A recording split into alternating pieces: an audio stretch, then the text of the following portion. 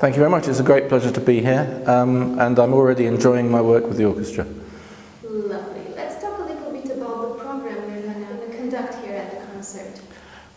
So it's perhaps an unusual program in Ploiesti. We're doing two great masterpieces, two very different works. One is Brahms's double concerto for violin and cello, which will feature two fabulous soloists, Remus Azoice and Philippe Papa. I know Remus particularly well because we both teach at the Royal Academy of Music, and I have collaborated with him before. And I know Philippe, having heard him play many times in Yash, in the quartet he has there. The Brahms double concerto is a late work, a wonderful work. I think it was written in a way in response to Dvorak's cello concerto, because Brahms was very moved by Dvorak's cello concerto, and his response was to write this work for violin and cello. The nearest he got to writing a cello concerto, and the cello features very strongly. It's a very emotional work. It's a piece which I think is full of fire and passion, and the gypsy music of the third movement, I think, has a lot of undertones of real sexual passion, I might even say.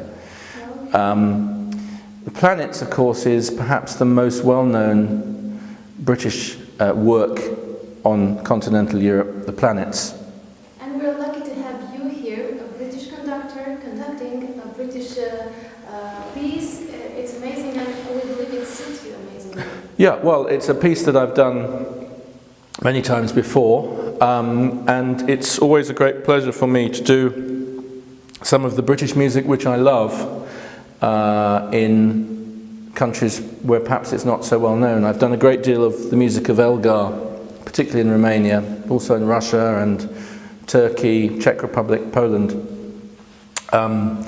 and very much hope that I might have the opportunity to bring some Elgar to Ploiesti in the future, because it's great work, it's great music on an international level, and I think it has an international appeal. It's not just local music. The Planets, of course, is an exciting and colourful piece of music with some fantastic tunes in it, and perhaps, talking to members of the orchestra, the thing they notice really is what an enormous influence Holst and the Planets were on John Williams in his scores for Star Wars, Superman.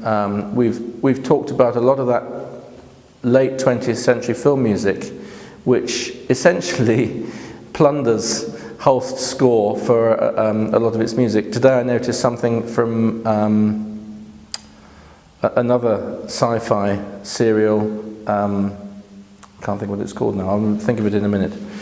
But for me, what's very interesting too is, I guess, in Britain we regard it as a quintessentially British work, but it seems to me to be filled with the influence of the music of Stravinsky, the Firebird, Petrushka, again, very colourful and magical works, and also Debussy, perhaps Scriabin, and Holst himself was a very unusual man. He had a very great interest in culture of India, in Sanskrit, and was interested not just in the planets but also horoscopes.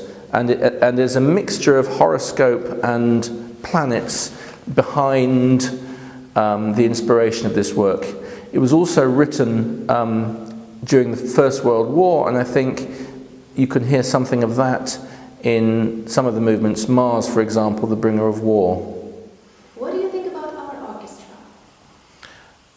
I didn't know what to expect, to be entirely frank with you, but I found the orchestra here play with great passion, they play with great commitment. We've just been rehearsing the Brahms, which of course is second nature to them, and they play so very naturally and know so well. The Planets we have to work through a little bit, but it's amazing how quickly that they're getting to grips with it. And what's interesting for me is working particularly in Romania, the string players play with tremendous contact with the bows, the string, and they have what I might describe as an old-fashioned kind of sound. And it's a sound which perhaps in America and Britain has been lost, but if you go back and listen to the early recordings of the beginning of the 20th century, in fact the time when this work was written, it's the kind of sound that orchestras then were making.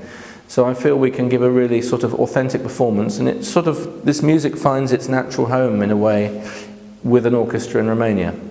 The concert you're gonna conduct, it's the last concert of our symphonic orchestra in this season, which was an anniversary one. We have been celebrating 65 years of promoting the cultural values. Wow.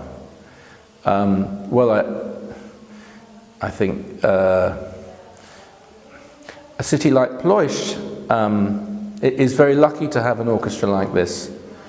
And I wish that for the future the orchestra will continue to blossom and develop, and that they will be able to discover new and wonderful music and new and wonderful connections, and that will in turn breed more and more audience, and in a way it's all about communication between people. Thank you so much. It's a great pleasure. Great concert. Thank you.